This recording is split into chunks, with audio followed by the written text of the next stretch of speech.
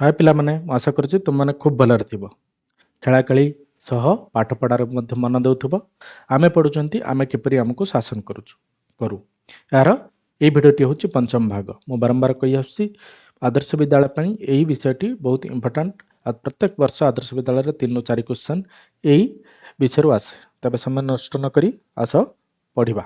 ଆମ ଦେଶର ରାଷ୍ଟ୍ରପତିଙ୍କର ନାମ କ'ଣ? ଆମେ ଜାଣିଛନ୍ତି ଆମ ଦେଶର ଏବେର ରାଷ୍ଟ୍ରପତିଙ୍କ ନାମ ଶ୍ରୀମତୀ ଦ୍ରୌପଦୀ ମୁର୍ମୁ। ସେ ଓଡ଼ିଶାର ମୟୂରଭଞ୍ଜରୁ। ତମେ ଯେଉଁ ସମୟରେ ଭିଡ଼ିଓ ଦେଖୁଥିବ ସେହି ସମୟରେ ରାଷ୍ଟ୍ରପତି କିଏ ଥିବେ ତାହା ପଚାରେ ବୁଝି ନେବ। କାରଣ ରାଷ୍ଟ୍ରପତିଙ୍କର ମଧ୍ୟ ପ୍ରତି 5 ବର୍ଷର ଥରେ ପରିବର୍ତ୍ତନ ହୁଅନ୍ତି। ଏବେ ଆମେ ଦେଖିବା ରାଷ୍ଟ୍ରପତିଙ୍କର ପ୍ରଥମେ ନିର୍ବାଚିତ କେମିତି ହୁଅନ୍ତି ଆଉ ତାଙ୍କର କାମ କ'ଣ, ଏହିସବୁ ବିଷୟରେ ଆମେ ପଢ଼ିବା। ଲୋକସଭା, ରାଜ୍ୟସଭା ଓ ରାଜ୍ୟ ବିଧାନସଭାର ସଭ୍ୟମାନଙ୍କ ଦ୍ୱାରା ପରୋକ୍ଷ ଭାବେ ନିର୍ବାଚିତ ହୁଅନ୍ତି। ଏବେ ଜାଣିପାରିଲ ରାଷ୍ଟ୍ରପତି କେମିତି ନିର୍ବାଚିତ ହୁଅନ୍ତି ନା ରାଷ୍ଟ୍ରପତିଙ୍କୁ କେଉଁମାନେ ଭୋଟ ଦେବେ, ରାଷ୍ଟ୍ରପତିଙ୍କୁ କେଉଁମାନେ ଭୋଟ ଦେଇ ବାଛିବେ ନା ଲୋକସଭାର ସଦସ୍ୟ, ରାଜ୍ୟସଭାର ସଦସ୍ୟ ଆଉ ପ୍ରତ୍ୟେକ ରାଜ୍ୟର ବିଧାନସଭାର ସଦସ୍ୟମାନେ। ଆମେ ଡାଇରେକ୍ଟଲି ବା ଆମେ ସିଧାସଳଖ ରାଷ୍ଟ୍ରପତିଙ୍କୁ ବାଛନ୍ତି ନାହିଁ। ଆମେ ବାଛିଥିବା ଲୋକସଭାର ସଦସ୍ୟ, ରାଜ୍ୟସଭାର ସଦସ୍ୟ ଓ ବିଧାନସଭାର ବିଧାୟକମାନଙ୍କ ଦ୍ୱାରା ରାଷ୍ଟ୍ରପତି ପରୋକ୍ଷ ଭାବେ ନିର୍ବାଚିତ ହୁଅନ୍ତି। ସେ ହେଉଛନ୍ତି ଦେଶର ସର୍ବୋଚ୍ଚ ଶାସନକର୍ତ୍ତା, ସବୁଠାରୁ ବଡ଼ ଶାସନକର୍ତ୍ତା ସିଏ, ସମସ୍ତଙ୍କ ଉପରେ ସିଏ। ସେ ପରୋକ୍ଷ ଭାବରେ ନିର୍ବାଚିତ ହୁଅନ୍ତି। ରାଷ୍ଟ୍ରପତିଙ୍କ କାର୍ଯ୍ୟକାଳ ବି 5 ବର୍ଷ। ପ୍ରତି 5 ବର୍ଷର ଥରେ ଆମର ରାଷ୍ଟ୍ରପତିଙ୍କର ପରିବର୍ତ୍ତନ ହୋଇଥାଏ, ନୂଆ ରାଷ୍ଟ୍ରପତି ଆସନ୍ତି। ରାଷ୍ଟ୍ରପତି ପ୍ରଧାନମନ୍ତ୍ରୀ ମନ୍ତ୍ରୀ ପରିଷଦର ପରାମର୍ଶ କ୍ରମେ ସବୁ କାମ କରିଥାନ୍ତି। ରାଷ୍ଟ୍ରପତିଙ୍କର କୌଣସି ନିଷ୍ପତ୍ତି ନେବା ପୂର୍ବରୁ ସେ ମନ୍ତ୍ରିମଣ୍ଡଳ, ପ୍ରଧାନମନ୍ତ୍ରୀ ଏମାନଙ୍କ ସହିତ କଥା ହେଇ କାମ କରିଥାନ୍ତି। ପ୍ରଧାନମନ୍ତ୍ରୀ, ରାଜ୍ୟପାଳ, ପ୍ରଧାନ ବିଚାରପତି ପ୍ରଭୃତିଙ୍କୁ ରାଷ୍ଟ୍ରପତି ହିଁ ନିଯୁକ୍ତି ଦିଅନ୍ତି। ଆମେ ଯେମିତି ପଢ଼ିଥିଲେ ପ୍ରଧାନମନ୍ତ୍ରୀଙ୍କୁ, ରାଜ୍ୟପାଳମାନଙ୍କୁ, ପ୍ରଧାନ ବିଚାରପତି ଯିଏ ସୁପ୍ରିମକୋର୍ଟ ବା ଆମର ସର୍ବୋଚ୍ଚ ନ୍ୟାୟାଳୟର ମୁଖ୍ୟ ବିଚାରପତି ଯିଏ, ତାଙ୍କୁ କିଏ ନିଯୁକ୍ତି ଦିଅନ୍ତି ନା ରାଷ୍ଟ୍ରପତି ନିଯୁକ୍ତି ଦିଅନ୍ତି। ଜରୁରୀକାଳୀନ ପରିସ୍ଥିତିରେ ରାଜ୍ୟମାନଙ୍କର କାର୍ଯ୍ୟଭାର ଗ୍ରହଣ କରନ୍ତି। ବେଳେବେଳେ କ'ଣ ହୁଏ, ରାଜ୍ୟର ଯେଉଁ ସରକାର ଯଦି ଠିକ୍ ଭାବରେ ଚଲେଇ ନପାରିଲେ ତାହେଲେ କେନ୍ଦ୍ର ସରକାର ସେହି ରାଜ୍ୟ ଉପରେ ଜରୁରୀକାଳୀନ ପରିସ୍ଥିତିରେ ରାଷ୍ଟ୍ରପତି ଶାସନ ଜାରି କରନ୍ତି। ରାଷ୍ଟ୍ରପତିଙ୍କ ଶାସନ ମାନେ ରାଷ୍ଟ୍ରପତି ସେ ରାଜ୍ୟର ଶାସନ ଭାର ନିଅନ୍ତି। ଯଦି ରାଷ୍ଟ୍ରପତି ଅନୁପସ୍ଥିତ ଥାନ୍ତି ତାଙ୍କ ଅନୁପସ୍ଥିତିରେ ଉପରାଷ୍ଟ୍ରପତି ରାଷ୍ଟ୍ରପତିଙ୍କର ସମସ୍ତ କାର୍ଯ୍ୟଭାର ଗ୍ରହଣ କରନ୍ତି। ଆଉ ହେଉଛନ୍ତି ରାଷ୍ଟ୍ରପତି ଆମର ସବୁ ସୈନ୍ୟବାହିନୀର, ସ୍ଥଳ ବାହିନୀ, ଆକାଶ ବାହିନୀ, ନୌବାହିନୀର ମୁଖ୍ୟ। ସେ ହିଁ ଏ ସମସ୍ତ ବାହିନୀର ମୁଖ୍ୟ ହେଉଛନ୍ତି ରାଷ୍ଟ୍ରପତି। ଦେଶର ଶାସନ ବ୍ୟବସ୍ଥା ଠିକ୍ ଚାଲିଛି କି ନାହିଁ ତାକୁ ଦେଖିବା ପାଇଁ ଉଚ୍ଚତମ ନ୍ୟାୟାଳୟ ବା ସୁପ୍ରିମକୋର୍ଟ ରହିଛି। ଏହା ଦିଲ୍ଲୀଠାରେ ଅବସ୍ଥିତ। ଦିଲ୍ଲୀଠାରେ ଆମର ସୁପ୍ରିମକୋର୍ଟ ଅଛି।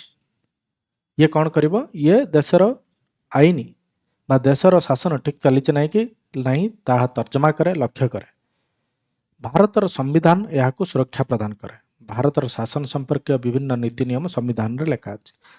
ଭାରତର ଯାହା ବି ନିୟମ ଆସିବ, ଭାରତରେ ଯାହା ବି ନିୟମ ଅଛି ସେସବୁ ଜିନିଷ ଗୋଟେ ପୁସ୍ତକରେ ଅଛି। ସେ ପୁସ୍ତକକୁ ଆମେ କୁହନ୍ତି ସମ୍ବିଧାନ। ସମ୍ବିଧାନ ହେଉଛି ଦେଶର ସର୍ବୋଚ୍ଚ ଆଇନ ନୀତି ପୁସ୍ତକ, ଯେଉଁଥିରେ ଦେଶକୁ ଚଳାଇବା ପାଇଁ ନିୟମ, ନୀତି, ନାଗରିକ, ସରକାରଙ୍କ ଅଧିକାର ଓ କର୍ତ୍ତବ୍ୟ ବିଷୟରେ ଲେଖାଯାଇଛି। ଯେମିତି ଆମେ ଜଣେ ନାଗରିକ ହିସାବରେ ଆମର ଅଧିକାର କ'ଣ ଅଛି, ଆମେ ଗୋଟେ ନାଗରିକ ହିସାବରେ ଆମର କର୍ତ୍ତବ୍ୟ କ'ଣ ଅଛି, ସରକାରର କ'ଣ ଅଧିକାର ଅଛି, ସରକାରର କ'ଣ କର୍ତ୍ତବ୍ୟ ଅଛି, ଆମକୁ କେଉଁ କେଉଁ ନିୟମ ମାନିବାକୁ ପଡ଼ିବ, ଆମେ କ'ଣ କ'ଣ ନିୟମ ମାନିବାକୁ ବାଧ୍ୟ, ଆମର କ'ଣ କ'ଣ ଅଧିକାର ଅଛି, ସେସବୁ ସମସ୍ତ କଥା ଆମର ସମ୍ବିଧାନରେ ଲେଖାଯାଇଛି। ତାକୁ ଇଂଲିଶରେ ଆମେ କୁହନ୍ତି କନଷ୍ଟିଚ୍ୟୁସନ୍ କୁହନ୍ତି। ସମ୍ବିଧାନ ଯେତେବେଳେ ଲେଖାଗଲା କିଏ ଲେଖିଥିଲେ ନା ଡକ୍ଟର ଭୀମରାଓ ଆମ୍ବେଦକର ବା B.R. ଆମ୍ବେଦକର ତାର ମୁଖ୍ୟ ଶିଳ୍ପୀ ଥିଲେ। କନଷ୍ଟିଚ୍ୟୁସନ୍ ବା ସମ୍ବିଧାନର ମୁଖ୍ୟ ଶିଳ୍ପୀ ଥିଲେ B.R. ଆମ୍ବେଦକର। ଅନ୍ୟମାନଙ୍କ ସହଯୋଗରେ B.R. ଆମ୍ବେଦକର ଭାରତର ସମ୍ବିଧାନକୁ ଲେଖିଥିଲେ। 26 ଜାନୁଆରୀ 1950 ବା ଯେଉଁ ଦିନକୁ ଆମେ 26 ଜାନୁଆରୀକୁ ଗଣତନ୍ତ୍ର ଦିବସ କୁହନ୍ତି, 26 ଜାନୁଆରୀ 1950 ଦିନଠାରୁ ସେହି ସମ୍ବିଧାନ ଲାଗୁ ହୋଇଥିଲା। ଏବେ ଆମେ ଗୋଟେ ଇମ୍ପୋର୍ଟାଣ୍ଟ ପାଠ ପଢ଼ିବା। କେନ୍ଦ୍ର ସରକାର, ରାଜ୍ୟ ସରକାର ଓ ସ୍ୱାୟତ୍ତ ଶାସନ ସଂସ୍ଥା ମଧ୍ୟରେ ଥିବା ସମ୍ପର୍କ, ତାଙ୍କ ଭିତରେ ସମ୍ପର୍କ କ'ଣ? କେନ୍ଦ୍ର ସରକାର ଦେଶ ପାଇଁ ଉନ୍ନତିମୂଳକ କାର୍ଯ୍ୟ କରିଥାନ୍ତି। ଦେଶ ପାଇଁ, ଦେଶର ସୁରକ୍ଷା ପାଇଁ, ଦେଶର ଅର୍ଥନୈତିକ ଅଭିବୃଦ୍ଧି ପାଇଁ, ଦେଶର ସ୍ୱାସ୍ଥ୍ୟ ସମସ୍ୟା, ଦେଶର ଶିକ୍ଷା ସମସ୍ୟା, ଏହିସବୁ ପାଇଁ କେନ୍ଦ୍ର ସରକାର କାମ କରନ୍ତି। କେନ୍ଦ୍ର ସରକାର ରାଜ୍ୟ ସରକାରକୁ ବିଭିନ୍ନ ଉନ୍ନତିମୂଳକ କାର୍ଯ୍ୟ ପାଇଁ ଅର୍ଥ ସାହାଯ୍ୟ କରିଥାନ୍ତି। केंद्र सरकार प्रत्येक राज्य को बजेट अधिवेशन रे प्रत्येक वर्ष बजेट अधिवेशन हुए से समय किछि माने केते अर्थ दरकार राज्य को से स्थिर करी से अनुसार केंद्र सरकार राज्य सरकार को दियंती। राज्य सरकार माने देइथिबा योजना गुडी को नहीं समग्र देश पई योजना प्रस्तुत करथांती। तो केंद्र सरकार कौन करे ना समस्त राज्य सरकार माने देइथिबा योजना तांको राज्य पई कौन दरकार ई सब को नहीं कि से माने तर्जमा करी जो राज्य पई जोटा ठीक हबो ताहा केंद्र सरकार माने किए ना प्रधानमंत्री गृहमंत्री कैबिनेट मंत्री अन्य समस्त सदस्य मान सब मिसिकी ताहा चूड़ांत करिथांती। सेमिति राज्य सरकार निज राज्य पई उन्नतिमूलक कार्य करिथांती। राज्य रे कौन शिक्षा रो उन्नति करि हबो, राज्य रे कौन स्वास्थ्य व्यवस्था रो उन्नति करि हबो, राज्य रे कृषक मानक पई कौन करि हबो से कथा राज्य सरकार निष्पत्ति नती। राज्य सरकार निज राज्य उन्नति पई योजना प्रस्तुत करी केंद्र सरकार को दियंती। राज्य सरकार स्वायत्त शासन संस्था देइथिबा योजना अनुसार अनुदान करिथांती। स्वायत्त शासन संस्था ग्रामांचल बा सहरांचल पई उन्नतिमूलक कार्य करिथांती और योजना प्रस्तुत करिथांती। तो राज्य सरकार माने कौन करती ना स्वायत्त शासन संस्था मान ठारू कौन कौन योजना दरकार प्रत्येक जिला पई प्रत्येक ब्लॉक पई प्रत्येक पंचायत पई से माने स्वायत्त शासन संस्था ठारू बुझी से अनुसार तांको अर्थ देई थांती। स्वायत्त शासन संस्था जरिया रे गरीब लोकों को विभिन्न काम धंदा जोगाई दिया जाई था यथा प्रधानमंत्री ग्राम सड़क योजना, राजीव गांधी पानीय जल जोगाण योजना, महात्मा गांधी जातीय ग्राम निश्चित कर्मनियुक्ति योजना बा एमनरेगा। तो आमर जो विभिन्न सबू आमर योजना अच्छी से योजना गुड़ाक स्वायत्त शासन संस्था द्वारा लोक मान पाखे पहुँचा जाता है। जमी प्रत्येक गाँव को सड़क पर प्रधानमंत्री ग्राम्य सड़क योजना, सेमिति राजीव गांधी पानीय जल जोगाण योजना, सेमिति आमर पब्लिक डिस्ट्रीब्यूशन सिस्टम अच्छी जोटी आम कंट्रोल आमर अत्यावश्यक सामग्री जमी चाउल गहम इत्यादि जिनस दि जाए। तो यही सब जिनस गुड़ाक ये स्वायत्त शासन संस्था ही करे किंतु स्वायत्त शासन संस्था राज्य सरकार परामर्श नहीं यही सब काम गुड़िक बा योजना गुड़िक लोक मान पाखे पहुँचाई था। आम देशर शासन लोक मान द्वारा परिचालित। लोक मैंने भोट दे विधानसभा लोकसभा ग्राम पंचायत पंचायत समिति जिला परिषद प्रतिनिधि मैंने बाछंती। तुम मैंने देखि आमे आमे लोकसभा आमे जानले आमे आम लोकसभा सदस्य को भी बाछंती, विधानसभा सदस्य को भी बाछंती, ग्राम पंचायत सरपंच किए हम से भी बाछंती, जिला परिषद मान को बाछंती, पंचायत समिति रे तुम ब्लॉक रे बा पंचायत समिति रे किए सभापति हम ताको भी बाछंती। तो ये माने आमे इटा आम मानक अधिकार आमे माने सीधा सड़क भोट दे आम सरकार आमको किए शासन करबा आमे बाछंती। एमानक द्वारा ही आमर शासन व्यवस्था परिचालित हुए। यही माने ही लोक मानकर भल मंद बुझंती और उन्नति करने व्यवस्था करती। तेणु आम देशर शासन को लोक मानक द्वारा शासन बा गणतंत्र कह जाए। आम देशर शासन को गणतंत्र शासन कौन पर कह जाए? गण माने लोक, तंत्र माने शासन, लोक मानक द्वारा शासन। कहीं आम शासन को लोक मानक द्वारा शासन कह जाए ना लोक माने सीधा सड़क लोक प्रतिनिधि मानक जे जो माने शासन करेंगे, जो माने योजना करेंगे, जो माने आईन करेंगे से लोक माने सीधा सड़क बाछंती। कई निज मन इच्छा अच्छी कि ऊपर बस जाए कहने कि मुझे तुमको शासन करी सेमती हुए। आमे आमको किए शासन करबा आमे जेहेतु निजे बाछंती से आम देश को गणतंत्र बा लोक मान द्वारा शासन व्यवस्था कह जाए। गणतंत्र हूँ एक शासन व्यवस्था जो समस्त अंश ग्रहण कर सुजोग पाई था। अब्राहम लिंकन अमेरिकार पूर्वतन राष्ट्रपति होउचंती अब्राहम लिंकन। अब्राहम लिंकन कहते गणतंत्र हूँ लोक मानक द्वारा लोक मानक पाई। केते सुंदर कथाटा, गणतंत्र हूँ लोक मानकर तुम मानकर ही आम मानकर ही गणतंत्र आउ आम मानक द्वारा ही गणतंत्र आउ जहाँ भी हम आम मानक पाई ही हम। से हूँ अब्राहम लिंकन कहते गणतंत्र हूँ लोक मानक द्वारा लोक मानक पाई। अब्राहम लिंकन के अब्राहम लिंकन होचंती आउ गोटे गणतांत्रिक राष्ट्र हूँ अमेरिका। अमेरिकार पूर्वतन राष्ट्रपति। आम देश भारत में 29टी राज्य और 7टी केन्द्रशासित अंचल को नहीं गठित होइछि।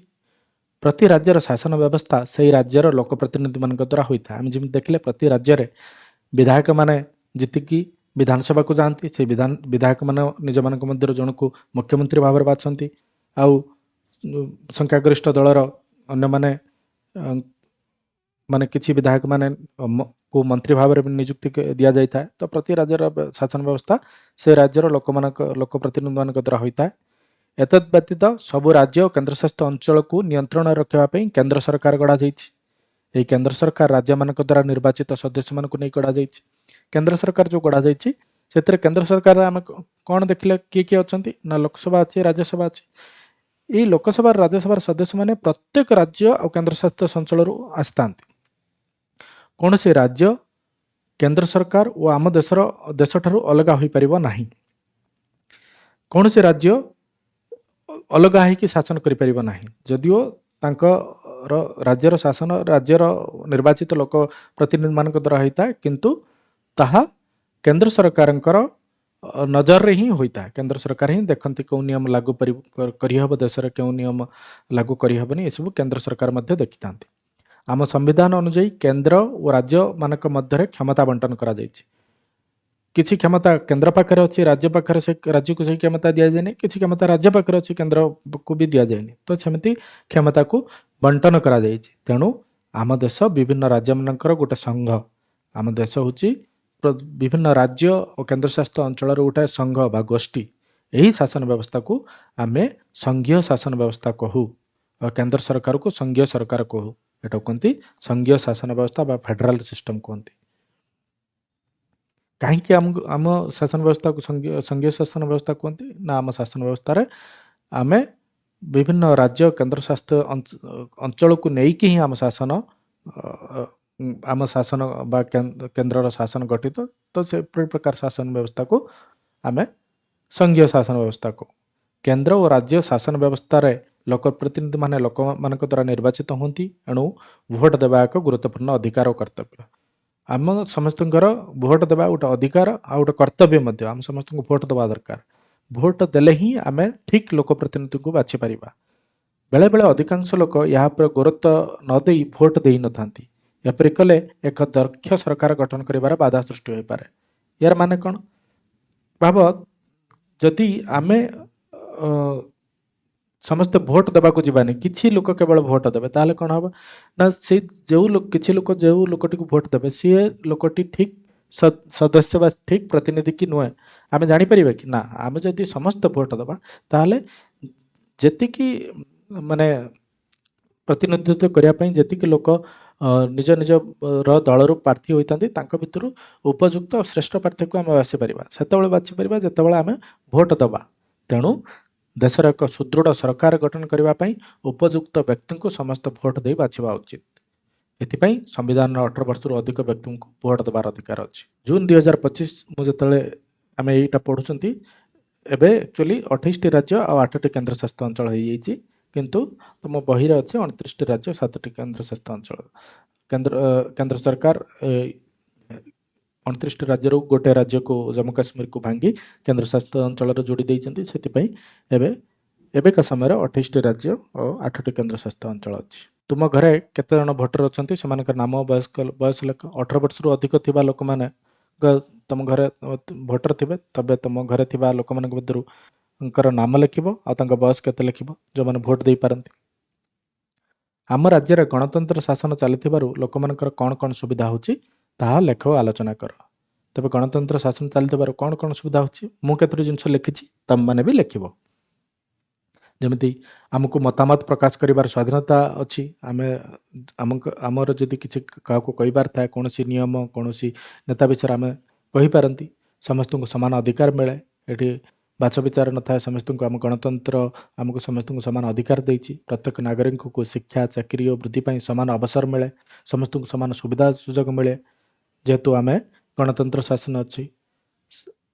शासन कौन व्यक्तिर इच्छार नुहे संविधान और नियम अनुଯାयी हुए कई जन आसिक कहीदेवे यहाँ कर सेटा कर नहीं बोली आम संविधान रे बा आम कन्स्टिट्यूशन रे जहाँ लिखा जाइए से अनुसार आमको शासन करा ये हूँ गणतंत्र लाभ। तुमको जब आउ कि लाभ देखा जाता तुमने लिख आम कौन शिखिले आम देशर लोके निजर प्रतिनिधि बाछि थांती और समान द्वारा आमर शासन चले। आम राज्य शासन रे विधानसभा सभ्य मंत्रिमंडल राज्यपाल भाग नियंती। आम राज्य शासन किए किए ने ना विधानसभा समस्त सदस्य तांको नहीं गठित मंत्रिमंडल और राज्यपाल आम राज्य शासन भाग नियंती। ଆମ ଦେଶର ସମସ୍ତ ରାଜ୍ୟ ଓ କେନ୍ଦ୍ରଶାସିତ ଅଞ୍ଚଳର ସମୂହ ଶାସନ ପାଇଁ ଜାତୀୟ ସ୍ତରରେ କେନ୍ଦ୍ର ସରକାର ବା ସଂଘ ଅଛି। ସମସ୍ତ ରାଜ୍ୟ ଓ କେନ୍ଦ୍ରଶାସିତ ଅଞ୍ଚଳର ଶାସନ ପାଇଁ ଆମ ଜାତୀୟ ସ୍ତରରେ କେନ୍ଦ୍ର ସରକାର ଅଛି। କେନ୍ଦ୍ର ଶାସନରେ ସଂସଦ ସଂସଦ ମାନେ କିଏ? ସଂସଦ ମାନେ ହେଉଛି ଲୋକସଭା, ରାଜ୍ୟସଭା, ରାଷ୍ଟ୍ରପତି, ମନ୍ତ୍ରିମଣ୍ଡଳ, ରାଷ୍ଟ୍ରପତି, ଉପରାଷ୍ଟ୍ରପତି ଏମାନଙ୍କୁ ନେଇକି ଆମର କେନ୍ଦ୍ରର ଶାସନ ଗଠିତ। ଆମ ଦେଶ ହେଉଛି ଏକ ଗଣତନ୍ତ୍ର ଓ ସଂଘୀୟ ରାଷ୍ଟ୍ର। ଗଣତନ୍ତ୍ର କ'ଣ ପାଇଁ? ନା ଆମେ ଆମର ପ୍ରତିନିଧିକୁ ସିଧାସଳଖ ବାଛନ୍ତି। ସଂଘୀୟ ରାଷ୍ଟ୍ର କ'ଣ ପାଇଁ? ନା ସମସ୍ତ ରାଜ୍ୟ ଓ କେନ୍ଦ୍ରଶାସିତକୁ ନେଇ ଏକ ସଂଘ କରାଯାଇଛି ଆଉ ସେଇ ସଂଘ ହିଁ ଆମକୁ ଶାସନ କରୁଛି। ସେଥିପାଇଁ ଆମକୁ ଆମ ଶାସନ ବ୍ୟବସ୍ଥାକୁ ସଂଘୀୟ ଶାସନ ବ୍ୟବସ୍ଥା, ଆମ ରାଷ୍ଟ୍ରକୁ ସଂଘୀୟ ରାଷ୍ଟ୍ର କୁହାଯାଏ। 18 ବର୍ଷରୁ ଉର୍ଦ୍ଧ୍ୱ ସମସ୍ତ ଲୋକଙ୍କର ଭୋଟ ଦେବାର ଅଧିକାର ଅଛି। ତେଣୁ ଆମେମାନେ 18 ବର୍ଷରୁ ଅଧିକ ଲୋକମାନଙ୍କୁ ଭୋଟ ଦେବା ପାଇଁ ଉତ୍ସାହିତ କରିବା ଦରକାର। ତେବେ এই ବିଷୟ ପାଇଁ ଏତିକି। ଆଗାମୀ ଭିଡ଼ିଓରେ ଆମେ ଦେଖିବା ଅଭ୍ୟାସ ଆଉ ଆଦର୍ଶ ବିଦ୍ୟାଳୟର ପ୍ରଶ୍ନ ଉତ୍ତର। ପୂର୍ବ ବର୍ଷରେ ଆଦର୍ଶ ବିଦ୍ୟାଳୟରେ କ'ଣ କ'ଣ ସବୁ ଏଇ ବିଷୟରେ ପଚରାଯାଇଛି ତାହା ବି ଦେଖିବା। ତେବେ ଧନ୍ୟବାଦ। ଯଦି ଭିଡ଼ିଓଟି ଭଲ ଲାଗିଥିବ ତେବେ ଚ୍ୟାନେଲକୁ ସବସ୍କ୍ରାଇବ୍ କରନ୍ତୁ, ଭିଡ଼ିଓଟିକୁ ଲାଇକ୍ କରନ୍ତୁ ଓ ଅନ୍ୟ ସାଙ୍ଗମାନେ ଯେଉଁମାନେ ଆମ ଚ୍ୟାନେଲ ବିଷୟରେ ଜାଣିନାହାନ୍ତି ତାଙ୍କୁ ସେୟାର କରନ୍ତୁ।